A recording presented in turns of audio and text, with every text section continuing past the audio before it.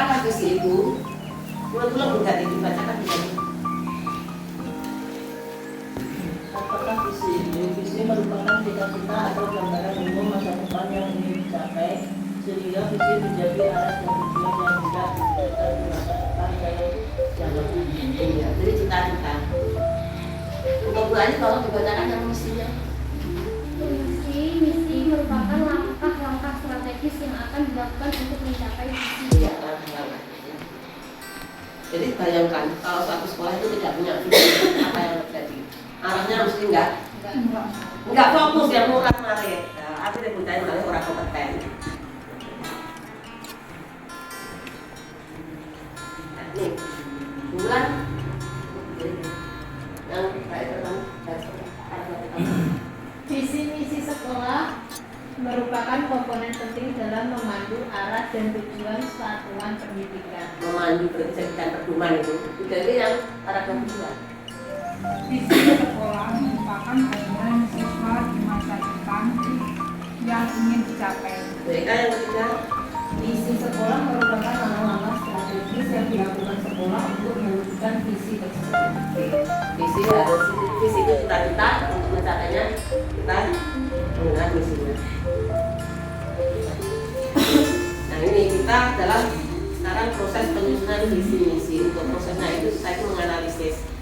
Yang dianalisis di OPO yaitu mengidentifikasi kebutuhan, kondisi dan tantangan. Kebutuhannya peserta didik apa, kondisinya itu bagaimana, tantangannya apa saja. Kita tahu tantangannya ya lingkungan kita yang kadang-kadang di PGMI ya, kita makanya harus isinya nanti mengarah kepada pembentukan peserta didik yang iman dan takwa juga seperti itu. Yang kedua adalah merumuskan cita yang menjadi visi jangka panjang yang ingin dicapai. Yang ketiga menyusun langkah strategis, langkahnya yang bagaimana. Nah untuk itu ya kita kemarin sesuai dengan visi yang tahun kemarin ini, apakah masih perlu direvisi atau tidak? Sudah cocok atau belum untuk kondisi saat ini? Monggo, Pak Muha, ada pendapat. Jadi ini saya samakan yang kemarin itu. Kalau ada masukan tambahan, ACC saya rubah. Masih tetap Oke. Iya, tetap masih ada ya relevan kalau kondisi saat ini ya. Nah, umur ya nanti capek apa enggak? Ya itu. Jadi tetap ya visi sekolah PTS Negeri Samarinda adalah mewujudkan akhlakul karimah unggul dalam prestasi bidang iptek yang dilandasi intak dan berpola hidup bersih dan sehat untuk mewujudkan profil pelajar Pancasila. Akar itu paling utama. Ini buktinya apa sih kata tercapaian visi? Itu yang pertama, karakter mengimplementasikan profil pelajar Pancasila itu ada 6 itu yang diterapkan, diimplementasikan itu diterapkan. Itu kalau kita mengatakan apa profil pelajar Pancasila itu nanti ada programnya adalah project ya P5, project penguatan profil pelajar Pancasila. Di samping itu dalam pembelajaran juga bisa, karena dalam pembelajaran itu minimal itu 3 ya, enggak profil lain. Tapi itu beda dengan yang P5. Yang kedua itu berprestasi sebagai hasil akhir dalam sebuah proses. Dan prestasi itu tidak hanya berkisar pada kemampuan kognitif dalam ajang prestasi saja, namun lebih pada keberhasilan menemukan kemampuan diri, mengembangkan kualitas dan kecakapan hidup yang bermanfaat. Jadi kita sekarang kadang fokusnya menang kejuaraan, menang lomba ya, tapi ternyata tidak. Yang ketiga, indikator pencapaian yang ketiga memiliki sikap jujur, disiplin dan berwawasan lingkungan sebagai upaya dalam mempersiapkan peserta didik yang peka terhadap kebersihan, keindahan dan kepedulian lingkungan. Makanya ketika saya katakan jaga kebersihan keindahan, kelas ini ya tanggung jawab kelas ini, sak lakare, sak kembangnya, sak kebersihan kelas sak panjang. Jadi belajar itu jadi lingkungan, keindahan.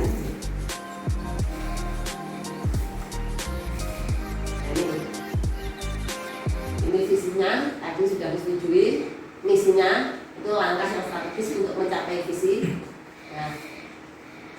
Mewujudkan akhlakul karimah, unggul dalam akhlakul karimah itu bisa menanamkan akidah dan akhlak melalui proses pembelajaran dan bimbingan.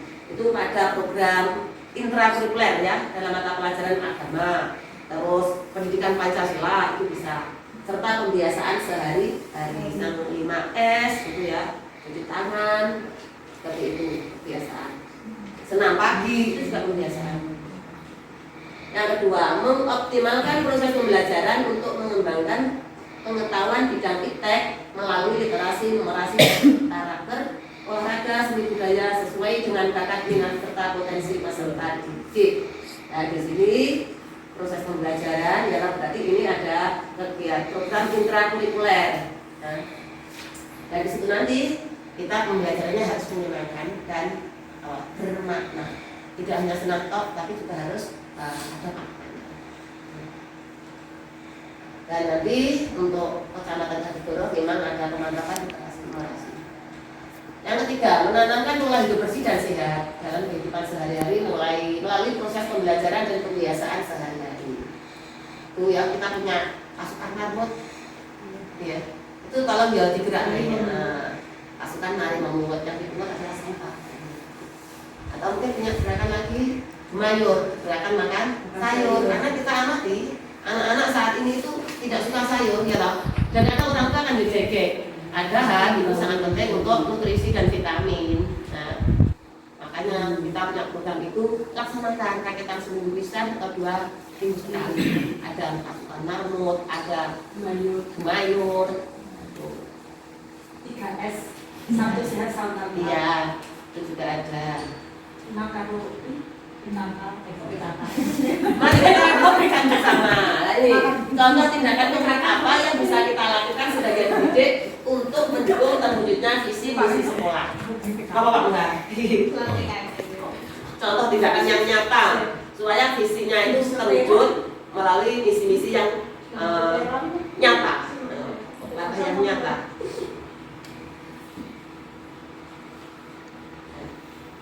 Kemarin sudah saya sampaikan untuk mewujudkan visi misi sekolah kita itu punya program sekolah.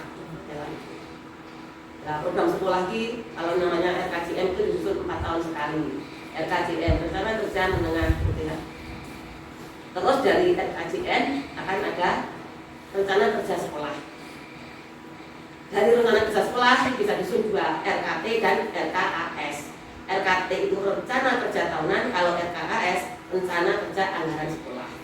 Itu terpadai dalam rencana kerja sekolah. Nah, kerja tahunan itu sing ragai duit, tapi lek sing RKS sing berbiaya. Itu di rapat pendidikan ada. Makanya ketika bisa menyusun RKS itu biasanya kita pakai rapor pendidikan. Momen 18. Iya. Perencanaan berbasis data. Datanya dari mana? Ya dari rapor pendidikan. Nah, jadi itu program sekolah untuk mendukung ketercapaian visi dan misi sekolah tadi itu. Langkahnya, misi atau langkahnya 1 itu kegiatannya ini. Mungkin ada yang ditambah atau mungkin perlu peningkatan. Karena kalau saya amati ya, karena kita punya program mengevaluasi, memantau, sekolah itu punya program memantau. Itu menurut saya ya, untuk itu yang cuma pagi atau mungkin kepala doa-doa itu kalau kuliahnya nggak semangat. Makanya kemarin tanya, nyapa toh larang itu kuliah lah semangat. Orang percaya karo guru kelas ya, oh no. Padahal kalau kita tanamkan kepada anak ya, semua harus ya menghormati bapak ibu guru. Lah orang mulai kelas iki lah dihormati, itu guru kuwi kan ngono bocah iki. Aduh, misalnya ya, BK kan guru kelas 1, kelas 6, lah BK itu guru kuat. Seperti itu. Jadi ditanamkan anak-anak bahwa guru-guru di sini juga guru-guru kalian semua. Jadi seperti itu ya, pembiasaan harus ditingkatkan. Saya terima kasih teman-teman sini sudah semangat ya. Saya katakan semangat karena kalau dibanding mungkin yang saya tahu masih semangat di sini gitu ternyata. Bu, kegiatan di tanggal 1. Sing di Kegiatan yang visi yang nomor berapa? nomor 1. Hah? Jika awal pembelajaran menghafalkan surat pendek. Oh iya, terima kasih Bu Dewi. Hafalan surat-surat pendek. Bu Dia kemarin tak mintai tolong untuk ngetri lagi karena banyak yang sudah protol. Ya, terima kasih, nanti saya tambahkan. Monggo, cek lagi. Berikutnya, outbound itu saya masuk.